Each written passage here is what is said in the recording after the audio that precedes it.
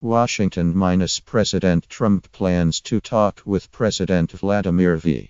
Putin of Russia by telephone on Tuesday in their first conversation since the rupture in relations over the American cruise missile strike on Syria in retaliation. A chemical weapons attack on civilians. The Trump administration accused Russia of complicity or incompetence, since it had troops stationed at the same Syrian government base, was reportedly used to launch the nerve agent attack. The Kremlin denied. The government of President Bashar al-Assad of Syria was responsible for the attack, and accused the United States of violating international law. In the wake of the rift, Mr.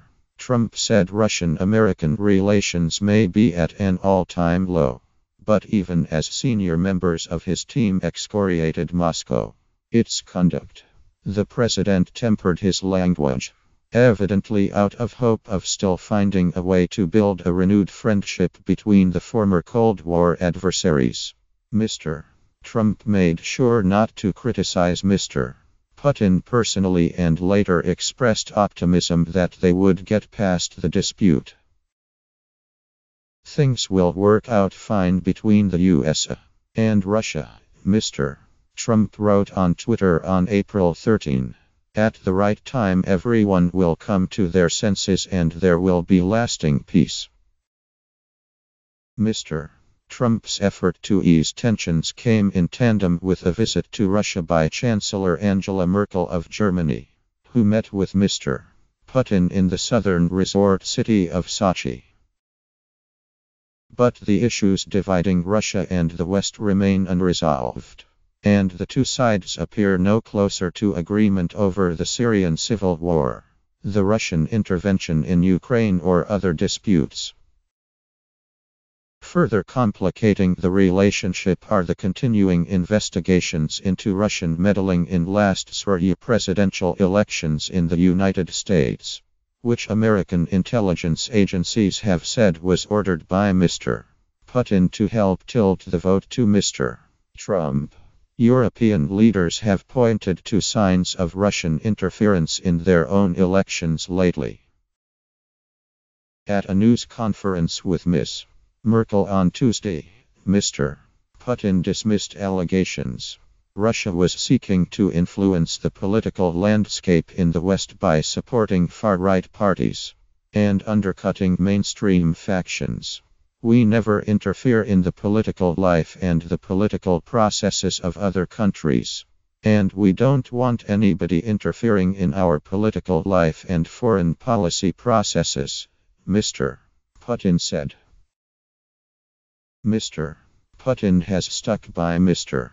Assad even as much of the rest of the world has called him to step down after 6 years of grinding civil war has left more than 400,000 dead. Russia vetoed a United Nations Security Council resolution condemning the chemical weapons attack. Asked about Syria at the news conference with the German Chancellor, Mr. Putin said that the two sides had discussed settling the conflict there. He emphasized that cooperation with Washington was critical. Certainly, without the participation of such a party as the United States, it is also impossible to solve these problems effectively, Mr. Putin said. So we are and will continue to be in contact with our American partners, and I hope that we will attain understanding there regarding joint steps in this very important and sensitive area of international relations today. When he was asked whether he had the influence to sway Mr. Assad, Mr. Putin said that Russia, in tandem with Turkey and Iran, was trying to create the conditions for political cooperation from all sides. A ceasefire is the main priority, Mr.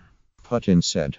It will be the focus of talks involving various parties to the conflict, are to take place on Wednesday, and the next day in Astana, the capital of Kazakhstan.